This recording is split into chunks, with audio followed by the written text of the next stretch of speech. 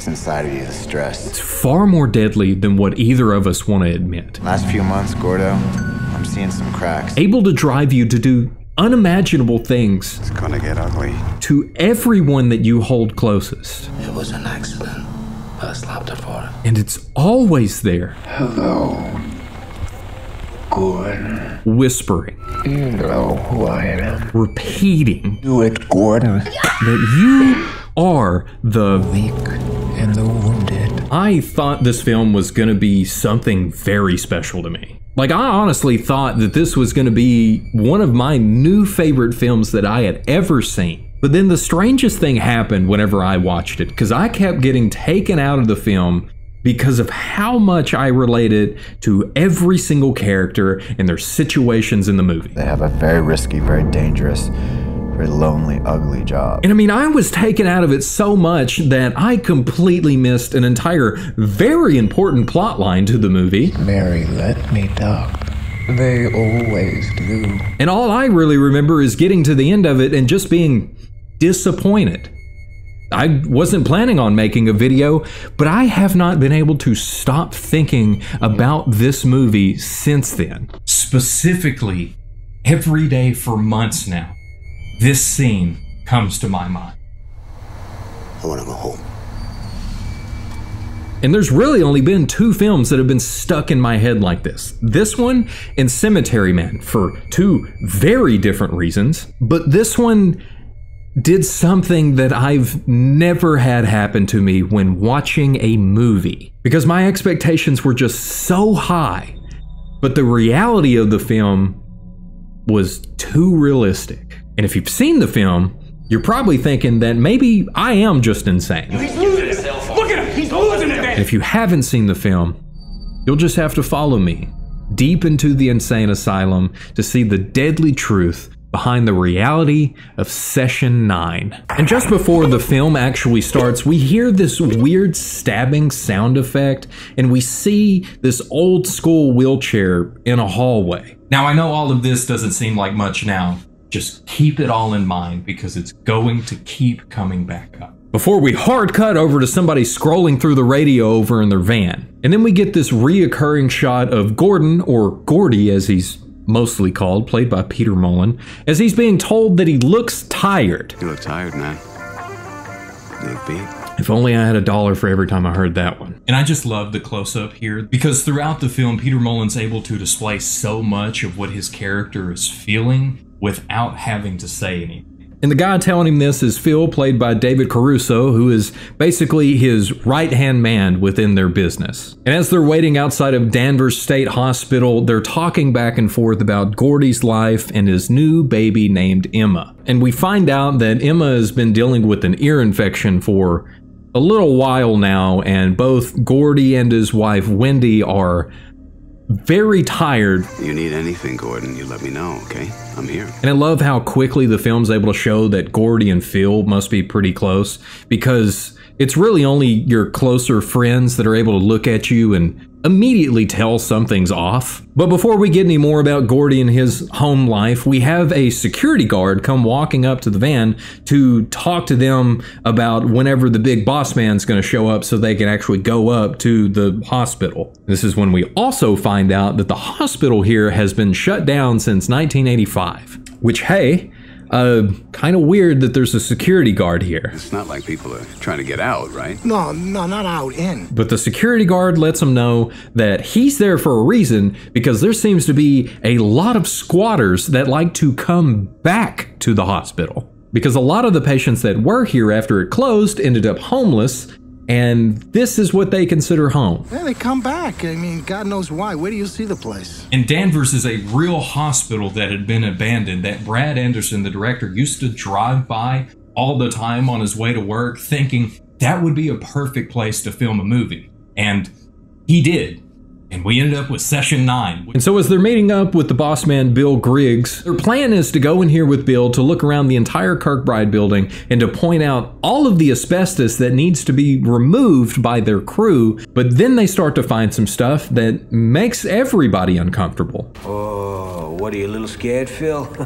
Well, except for Bill, because I guess this is just another day for him to be over here in what used to be an insane asylum, where they would do hydrotherapy in these tubs. And apparently, even lobotomies. Prefrontal lobotomy was perfected here at Danvers. And Gordy's emotions are written all over his face because he is clearly uncomfortable talking about what used to go on here. Because this place is described as a self-contained town. It had everything that you can think of. Whether you needed to eat, whether you needed to sleep, whether you wanted to go bowling, to the movie theater, or even if you had to end up in the lovely cemetery up behind the machine shop. But Phil's able to kind of keep everything on track because he just sees this as a job as they're going through. They're pointing out different places where that's actually asbestos, that'll need to be removed, that's dangerous. But it's probably not as dangerous as Ward A, which they called the snake pit, which is the farthest away from where all of the staff would actually stay because it housed the most dangerous patients. The most dangerous ones furthest away, right? And all of this sounds very similar to Shutter Island. Okay, each wing is made up of 4 wards. One for female patients, the other for male. And it's as they're looking into the snake pit that Gordy steps forward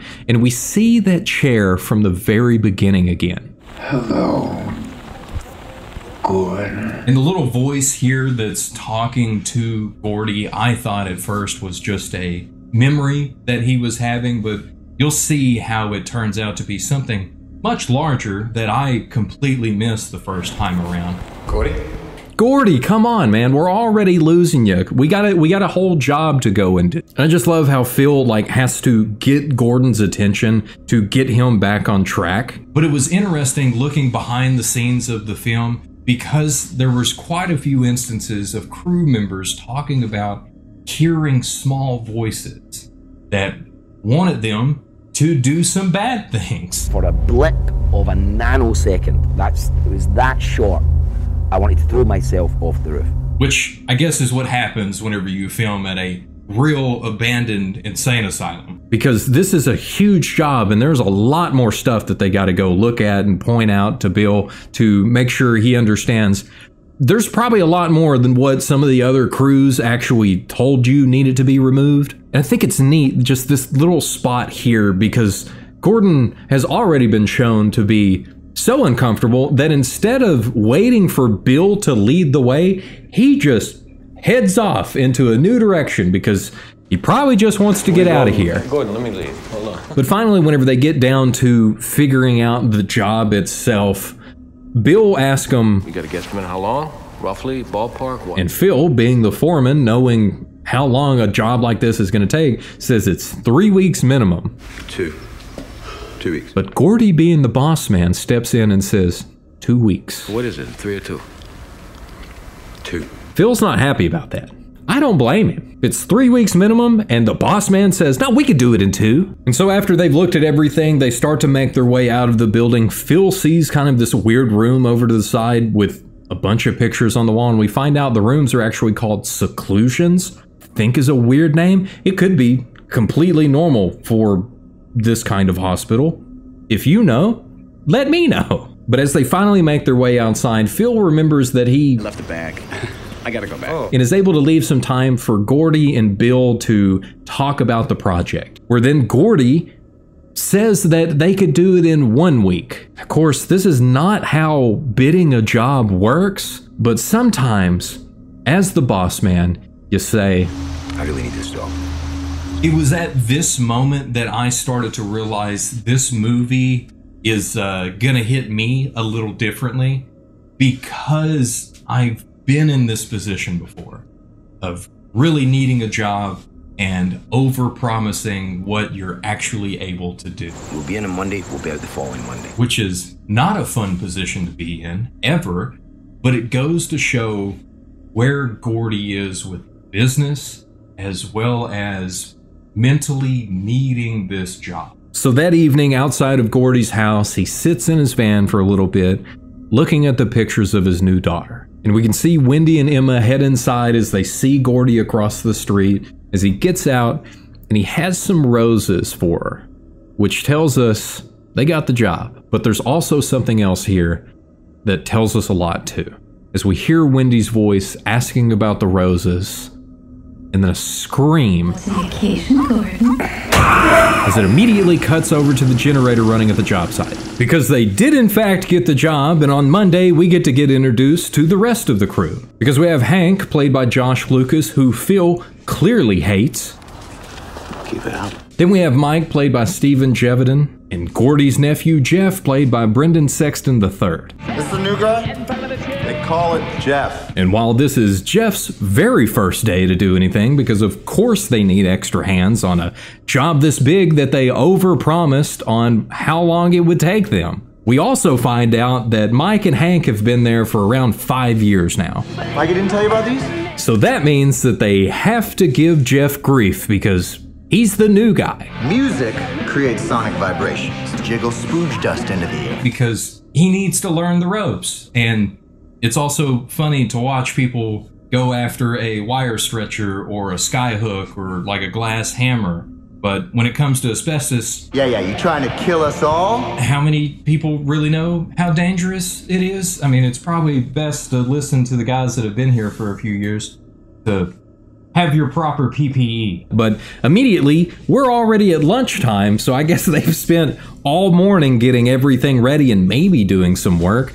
But it's here that they all learn as the crew together what the job entails, and that there's actually a $10,000 bonus if they finish on time. What's the catch?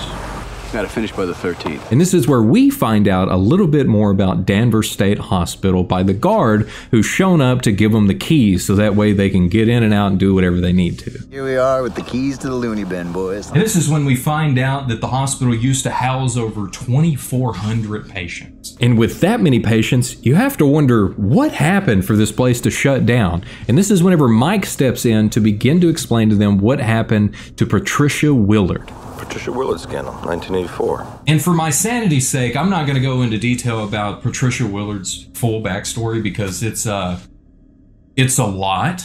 She drank the blood.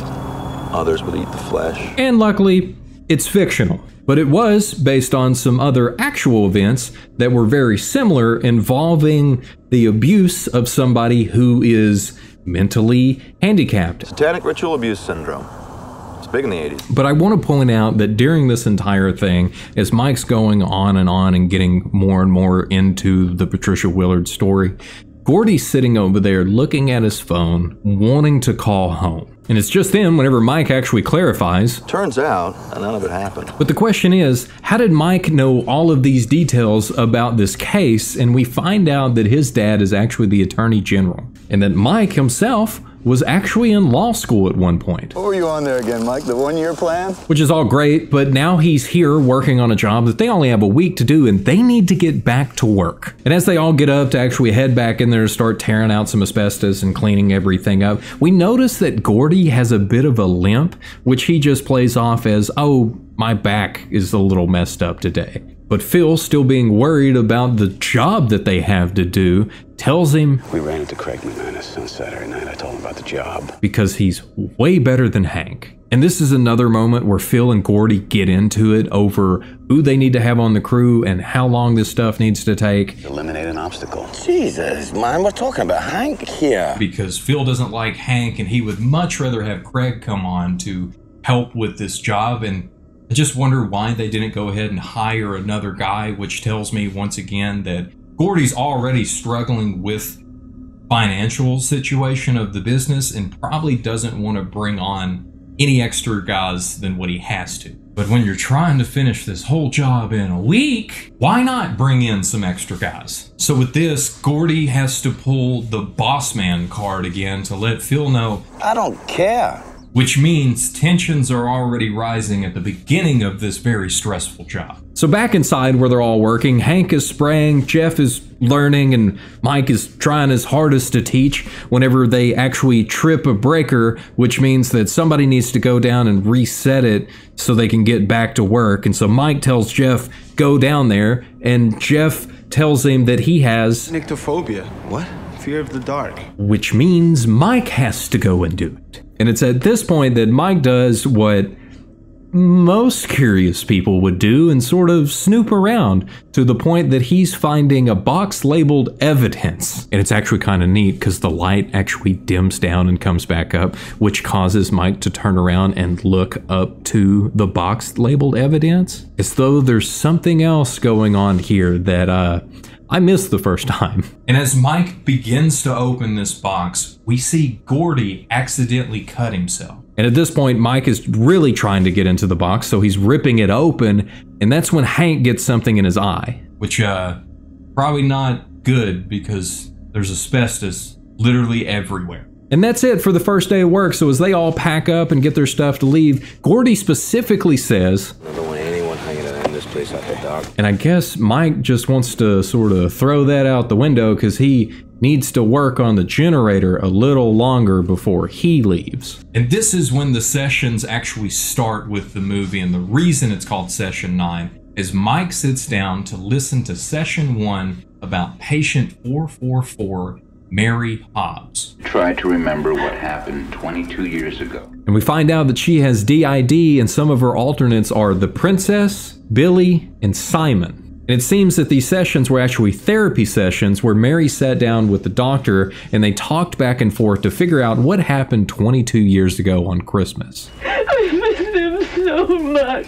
And she ends up jamming her fingers into her mouth to get the princess to start speaking. Have you seen our doll, Mr. Doctor? And that's because Princess lives in the mouth, specifically the tongue. And Princess begins to explain what happened on that night. Some stuff about Peter, Big Knife, and playing after their parents have already gone to bed. And while Mike is doing this, we actually see what the other crew is up to in this moment. While some of them are at home, one's at a bar, one's taking a shower, which I don't blame him after playing around in asbestos all day. And remember this, because it's gonna come back up. We see Gordy sitting back in his van outside of his house again. And we can also see there's a weird stain on his leg. But whenever he actually goes to touch it, he screams in pain. Then it's Tuesday and they're all back hard at work, except for Gordy, who's just staring out the window into nothing. You can hear me. Come on, Gordy, we got a bunch of work to do, man. You can't be over there talking to yourself or listening to the voices in your head. We gotta get going because you said we would do this whole job in a week. And we find Jeff, who's hard at work because he just went out, checked the generator, everything's running good. He tells Mike this, and Mike tells him to put his mask on, princess. Put your mask on, princess. And Jeff quickly says, I'm not your princess, dude. What?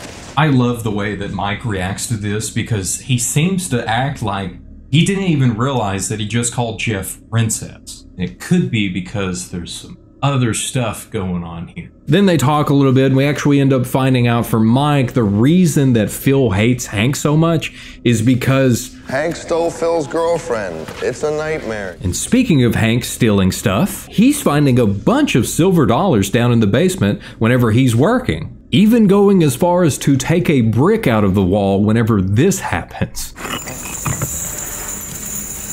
And it's when we get the shot from the other side of the wall that I'm pretty positive this is the morgue and this is where they incinerated some of the bodies. And if I'm wrong about that and you actually know more about how a hospital like this would work and what specifically this room is, please let me know. But what I do know for sure is that this says caution hot. So there must have been a fire in there and it must have been hot, just like it is in here. It's so hot. But just as Hank thinks that he struck it rich, he has to stuff everything back in the wall because after lunchtime, he's gonna have to go work with Mike and Jeff. And at lunchtime, we actually see that Mike is back listening to more of the sessions. And this is where we learn about Billy. Hello, sir. Well, hello, Billy. Who lives in the eyes.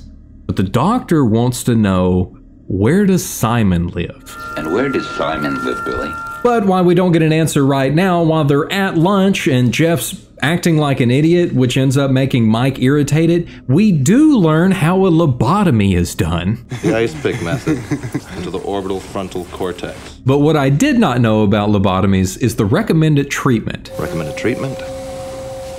Sunglasses. Thanks, Mike, for all of that information, but we should know all about lobotomies after the Shutter Island video, but Gordy over here seems to be learning all of this information for the first time and is pretty interested in it to a scary point. A scary point. But it doesn't scare me as much as what Jeff is whenever Hank begins to explain to him what the asbestos does to your insides. Incubates in your lungs like a time bomb. Okay, that's a lie because I have been around asbestos before, and this does worry me for my future. Time you hit 30, boom! You're drowning in your own lung fluid. So hopefully it's not as bad as what was just described, or else got like another 2 years. Luckily, after laughing this off, Hank begins to talk about how this is not the job you want to be doing forever, and how everybody there has an exit plan.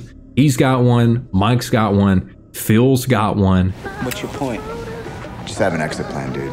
But Gordy is the owner, and he doesn't have an exit plan. Imagine that stress. Which is the reason that he had to take this job. Do you know if he didn't get this gig, he'd have to fold HEC? And even though the majority of the time he's super chill, and as Hank puts it, he's the Zen master. Last few months, Gordo, I'm seeing some cracks. And then we cut to Gordy. Remember this scene and all of the future phone calls that Gordy is going to have with Wendy. Because I didn't pick up on it the first go round, but after a second watch, I was just amazed at how well all of this is cut. But while he's talking, he sees Phil outside, suspiciously talking to two random guys, as it seemingly cuts back to him trying to talk more to Wendy, but it appears that she hung up. To let me finish, would you let me... Hello? And that will make a lot more sense towards the end of the video, so just keep it in mind, just like Hank has kept his treasure in mind. Even though he was told specifically by Gordy earlier. I don't want anyone hanging around this place after dark. But I mean, look at all this cool stuff that he's finding. He's got coins, he's got silver, he's got gold, he's got glass eyes, he's got a rustling off in the distance. And he's even got what seems to be a perfect silver ice pick. And what is it perfect for? Lobotomies. But after he gets all the stuff that he actually wants that'll get him paid, he starts to make his way out and he sees a jar of peanut butter that looks fairly new on the ground. But before he can give any thought to that, he hears something behind him. And he makes this noise that seems so real to me. Like, I swear I've made that noise whenever I've been at work in a weird place and it's dark, because of course, normally there's no lights whenever I'm working because I'm the one that puts all the lights in. One noise is one thing. More noises makes it much worse, especially whenever you see this.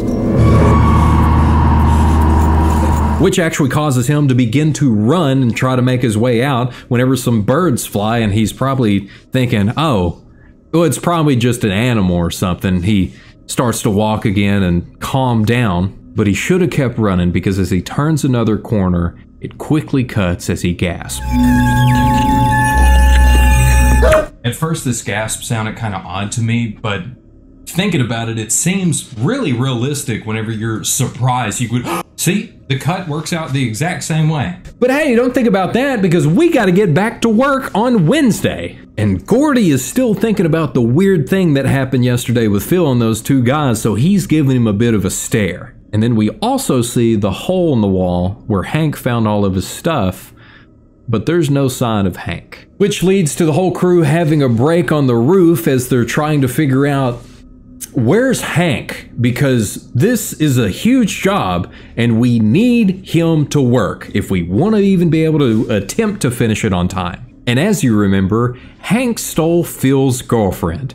And so Phil still remembers Amy's number and decides we should just call her to ask, where's Hank? I don't know what it is about phone calls in this movie, but this is another one that you need to pay attention to, and luckily it'll come back up sooner than the rest of them, but interesting stuff going on here. And it's here that Phil tells us what Amy said is that Hank bolted to Miami to casino school. Gordy thinks that this whole thing is a little weird and kind of questions Phil about the conversation that he just had, and Phil's just trying to tell him, like, I tried to tell you over and over again that we need somebody other than Hank. This is why. Something's not right here. And it's this confrontation that leads Gordy to blowing up on Phil to question him about the two guys he saw him with yesterday. And as they actually start to get physical, you can tell the whole crew is on edge as Gordy finally gets fed up and walks off. And while he does, he looks at his hands and it seems like there might be blood stains on there. Or it could just be some sort of stuff that they were using, like what Hank was spraying earlier that's now on Gordy's hands.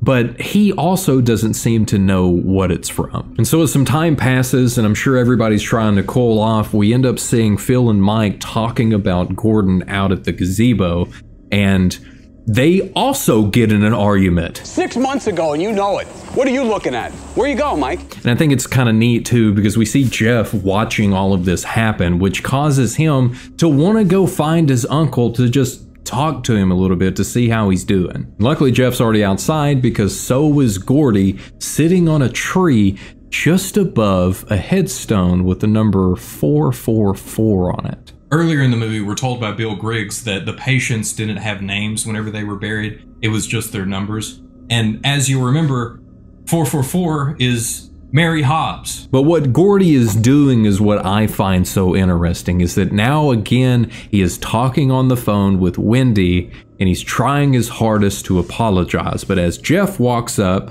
Gordon. Sorry. Hey, man. And I'm sure it's clear to Jeff too that Gordy just seems really distraught right now and he just wants to thank him for the job, ask how he's doing, ask how Wendy is, and Gordy just tells him She's good. She's tired. And it's this look that Gordy gives while he talks about his wife and how tired she is. I'm telling you, Gordy is able to just do so much with just his face to convey his emotions, because that's a sad guy right there. As Jeff just continues on with the conversation. So don't stress out, all right? And continuing on is the same thing that Mike is doing, as he's back in the basement listening to more of these tapes. Like, dude, there is a huge job going on. What are you doing? Each tape must be as long as my last video, because I don't know why this is taking him so long to get through these sessions. And while this session is going on, Mike is looking through the rest of the documents that he's found on Mary Hobbs, but it's on the tape itself that Mary is being asked more and more what happened that night. But she keeps saying that she doesn't know anything, so much so that Billy begins to speak through Mary, and he lives in the eye, so he was the one that saw everything that happened. Billy, why won't you tell me what happened in Lowell? But Billy doesn't want her to know, because it might just... And this is when the doctor says, maybe we should get Simon to tell her what happened. Billy, you have to wake up Simon. And speaking of what actually happened, we finally get some answers from Gordy about what's been going on with him as he's getting cleaned up with Phil, and he tells him... I hit Wendy. And he explains that whenever he got home that Friday night after getting the job, he had the roses, he walks in, she accidentally spilled a hot pot of water on him, which is what led to the problem with his leg and why he's been limping a little bit. And it was from this hot pot of water, the dog barking, the baby crying, everything that's been going on in his life, that he reacted.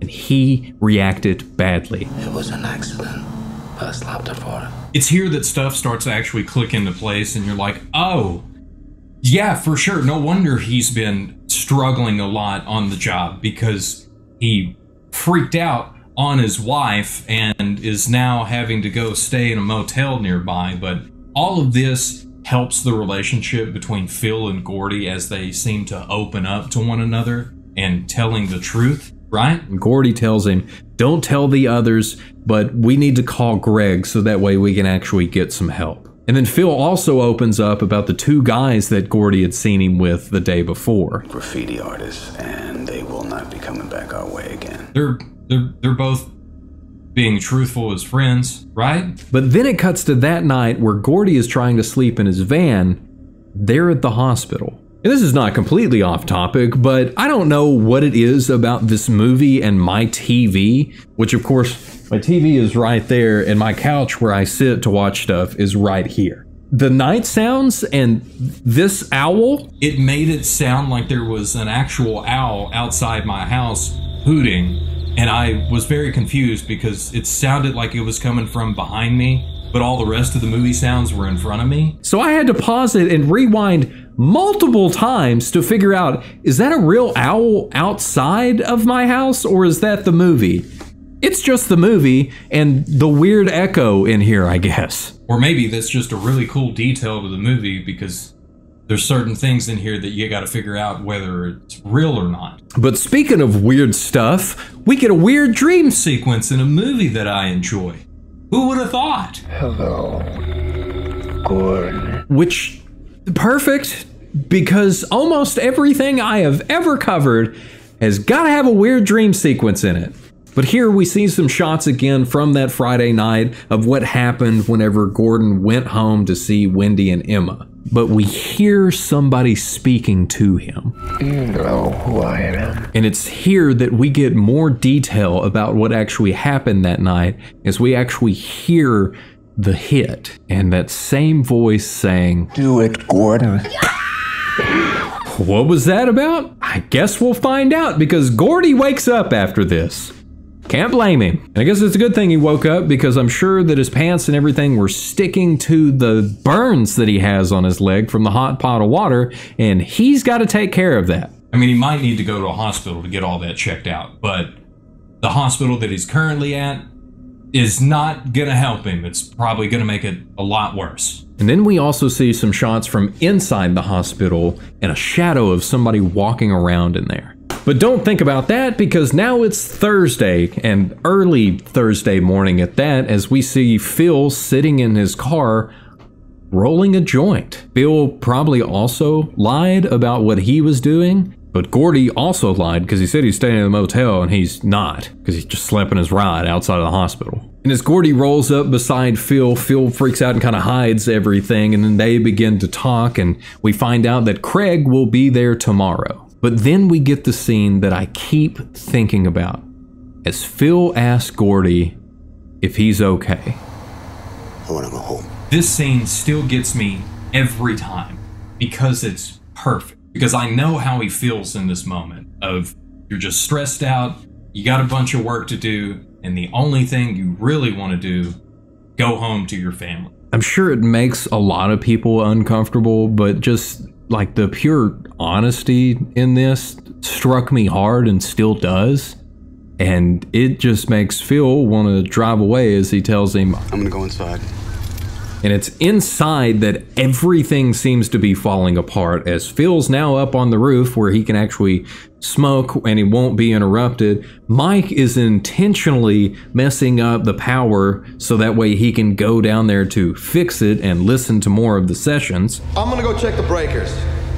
Mike. But that was just Mike's plan. He ends up getting caught by Phil so they can talk about Gordy, where Phil just completely breaks their trust and begins to explain to Mike what he did, and Gordy is close enough to hear exactly what is going on, which then ends up leading to Gordy walking up to them as they all stand around and say that they were actually talking about Jeff and that he's doing okay, and he actually is the only one who is currently working as he realizes Mike is taking way too long and goes to reset the breakers even though he's scared of the dark. He's manning up. I mean, props. But it's on his way back to go back to work that he bumps into Hank. And Jeff, being surprised, is trying to ask Hank, where in the world have you been, man? What's been going on? But all Hank can say is, what are you doing here? As he also touches the window and slowly leaves a trail of blood with his finger. And Jeff's reaction is perfect for this situation because he's like, I'm gonna go get everybody else because no thanks. Listen, I forgot something. I'll be back. And of course, the rest of the crew's already together, but now they're trying to figure out who's gonna buy lunch as Phil pulls out a silver dollar, flips it up in the air, which causes Gordy to walk over and give him a look, to which Phil says, what?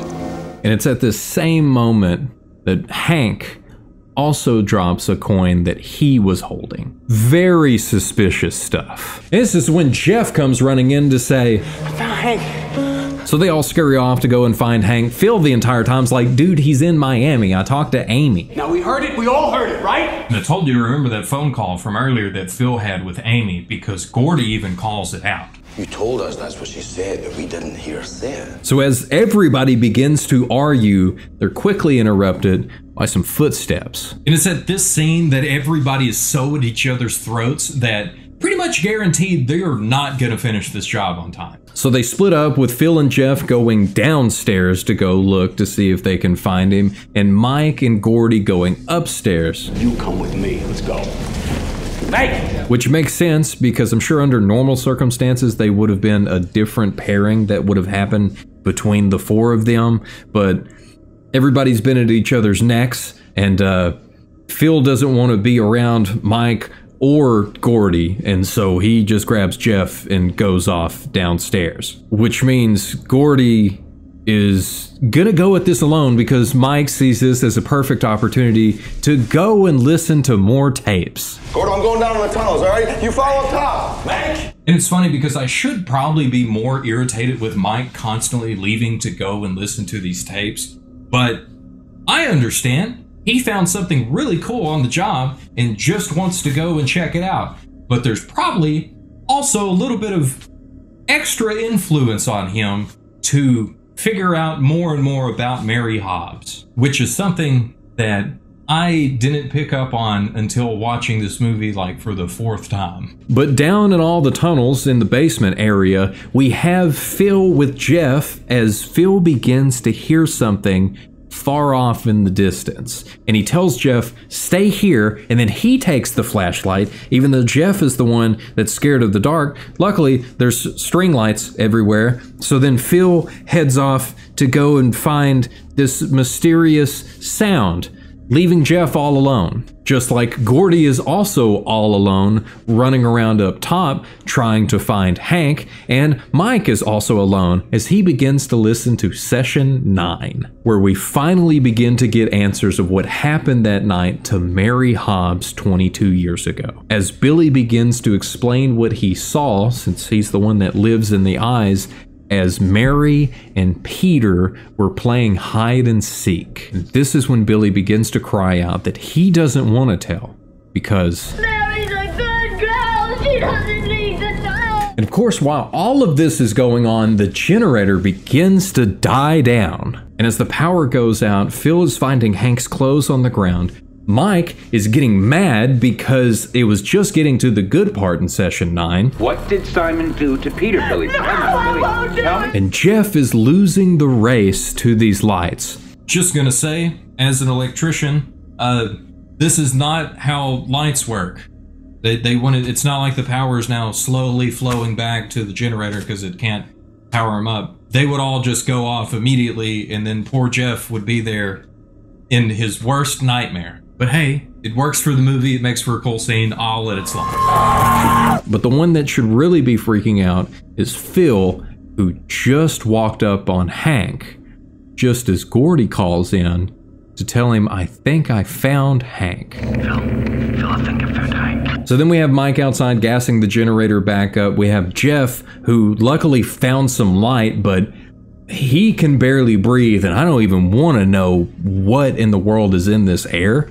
And Gordon has made his way back to the same spot in Ward A that we keep seeing throughout this movie. And as the lights come back on, Jeff is feeling a little better. The tape starts to play again, and Gordon finally begins to make his way towards the wheelchair. And this is when we begin to finally hear Simon speaking on the recorder. Hello, Doc. As he tells the doctor, Peter was naughty, which caused Mary to fall down onto her doll and get cut up. She needed someone to help her. And he's the one that told her to go cut Peter with his brand new knife that he had gotten for Christmas. But not just Peter. I told her to cut them up too. And while we're hearing all of this, the crew is finally making their way to where they want to be. With Jeff finally making it outside, Mike starting to make his way back to listen to his tapes,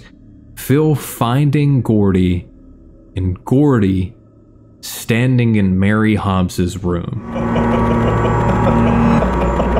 Instead of having the moment between Phil and Gordy, we see Jeff. Poor Jeff. I mean, he signed up to work on a new job for a week and literally had to face his worst nightmare. So he just calls in to let everybody know that he is freaking out and he's going to be at the van for a little while, hanging out, relaxing, and eating some Oreos. Maybe that'll make it better. And this is when we get somebody making their way to Jeff out at the van, as Jeff walks over, clearly recognizing who they are, and we get a quick cut again just like we did with Hank. Is that okay? And then it's Friday, as Phil's calling in on the walkie and Gordon answers from the van, and Phil says, "We found the one responsible." And Gordon heads inside. And it's just as he's making his way inside that we see a car pulling in over beside the van, and Craig gets out, ready to go to work. Craig, wait, come back. No, you completely missed the bloodstain on the door. That's normally a good sign to leave immediately. And since this is such a big job, Craig's just trying to find anybody in there so that way he can get started, and completely misses some more stains. But we don't. That tells us there's a big oh no fixing to happen. And there's already a bunch of oh no's that already happened. And one of the oh no's is Gordon walking in and finding Hank laying on the floor, as Phil is just there talking to Gordy. And Gordy, of course, is asking Phil, "You did this." And I love Phil's response. "I need you to wake up and take really good look at him." So Gordy listens, and he does take a much closer look at Hank by pulling his glasses off of him. Because as you remember, that's the recommended treatment for lobotomy. What are you doing here? And during this, Phil is telling Gordon not to tell anybody about this, so that way they don't also find the others. "You did this." What are you doing here, man? And then we get some more shots of what happened Tuesday night to Hank. "You are asleep." And Phil here keeps saying, "You're asleep. Open your eyes. You gotta wake up." Would you wake up? I am awake! Is what Gordon yells to Phil, who is no longer there. But this yell is what gets Craig to finally walk over to find Gordon. And Craig can clearly see what happened to Hank, as Gordon begins to stand up and grabs him. Gordon! As he begins to pull the ice pick out of Hank's face. And then, "Do it, Gordon." and this is whenever we hear session 9 again, as the doctor asks Simon, "Why did you do it, Simon?" "Because Mary let me, Doc. They always do." And it's during this that we get one of the best shots in the film, as we see a close-up again of Gordon's face, with Craig's hand running down the side. Because if you hadn't seen the film, you would just think this is some guy doing this. And then you watch it and you realize that's not his hand, because he is currently performing a lobotomy on the guy who owns that hand. And it's after this that Gordon begins to walk through the hospital and we see the rest of the crew. What are you doing here? Gordy! And again, we hear Phil telling Gordy, "Wake up and remember." And this is when we finally get the truth of what actually happened Friday night. as we hear Gordy inside, the pot of water is spilled and he snaps. Not just slapping Wendy, but putting an end to her. "Do it, Gordon." And then the dog.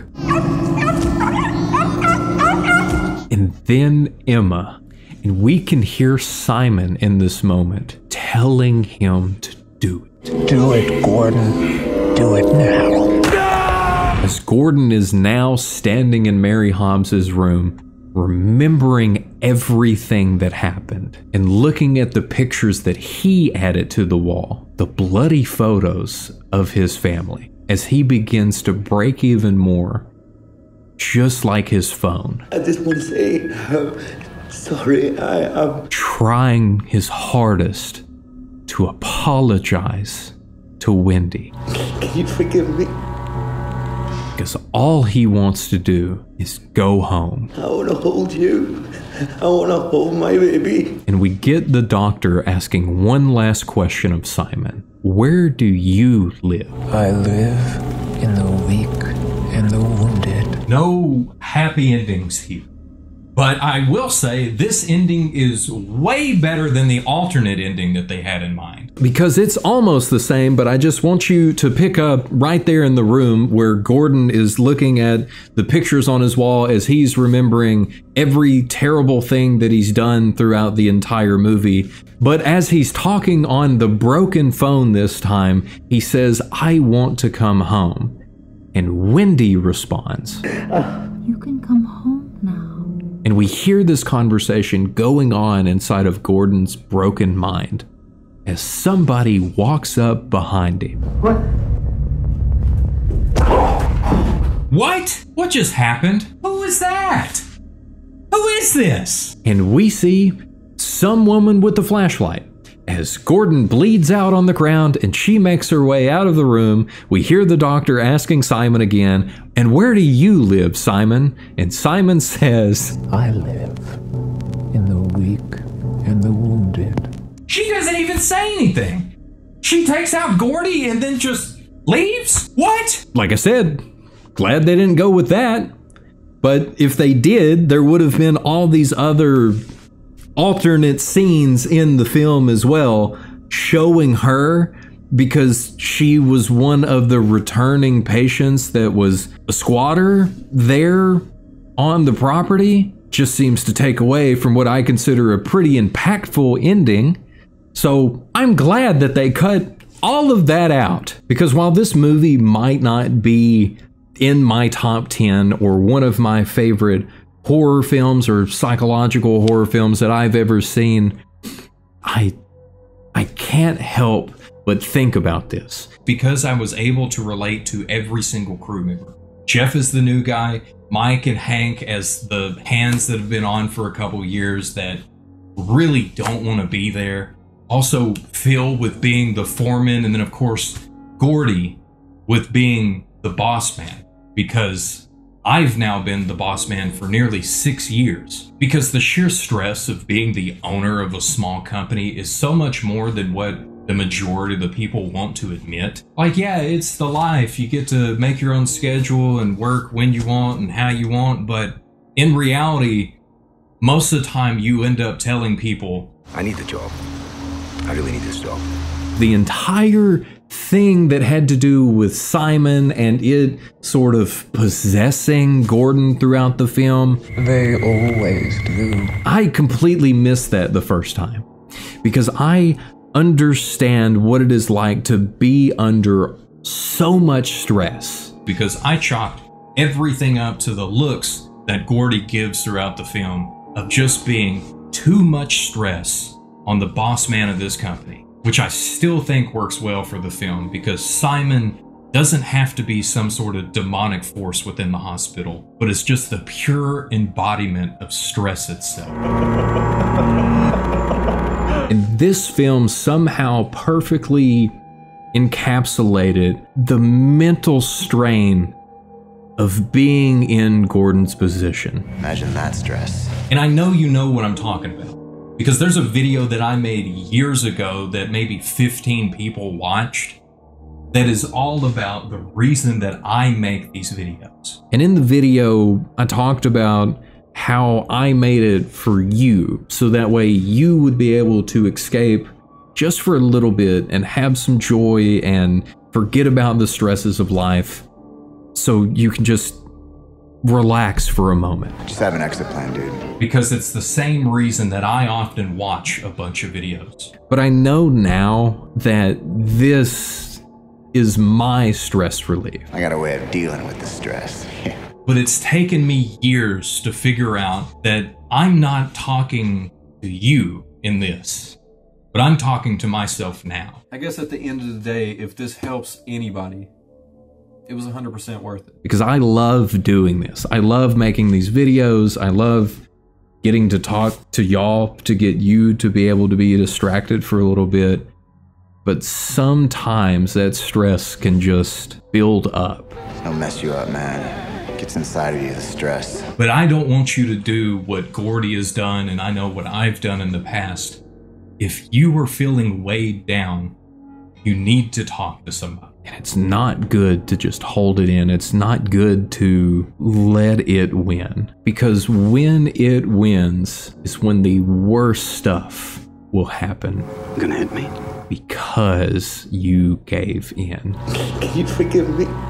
This feeling that you're having right now of everything getting a little too real for just something that you're watching, that feeling is what happened to me whenever I watched Session 9. So don't give in. You can't give in, okay? Don't let something bad happen because you needed to talk to somebody. I just want to say, sorry, Because I know for me, sometimes it's hard just to open up and tell somebody that I need help. But it always does so much more than just help me in that moment. Because I've been so blessed by all of the people that surround me in my life. It's just another sign to me of the verse that I have on the back end of the channel, which says, "Then Christ will make his home in your hearts as you trust him. Your roots will grow down into God's love and keep you strong." And that got a little too real for a moment, so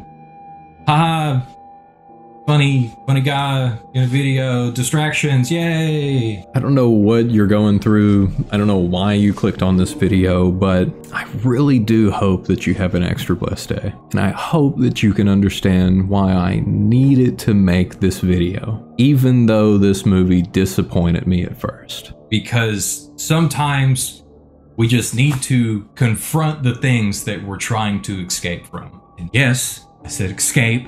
Haha, funny, he said it wrong. It's more exciting that way, okay? So with all of that said, I hope that you had a good time. I hope that it wasn't too serious for the channel. And even if it was, I hope that you understand. So don't stress out, all right? But seriously, thank you for watching this channel and all the other videos. I mean, we just hit 50,000 subscribers whenever I'm recording this, and I can't even wrap my head around that. This is not the 50,000 subscriber video. I'm going to do one, but I have to go record somewhere else to do that. It's a whole thing. You'll see. And of course, thanks to all the channel members, because you guys directly support me, which is insane, but really cool. So thank you. And with all of that being said, once again, I hope you have an extra blessed day, and I'll see you in the next one. Flop the Crocs off. I hope this isn't going to be too hot, because I still haven't fixed the AC. Oh, come on. It said this would fit. See, I'm not the only one struggling to put this on, because it says that it's from 5'7" to 6'2",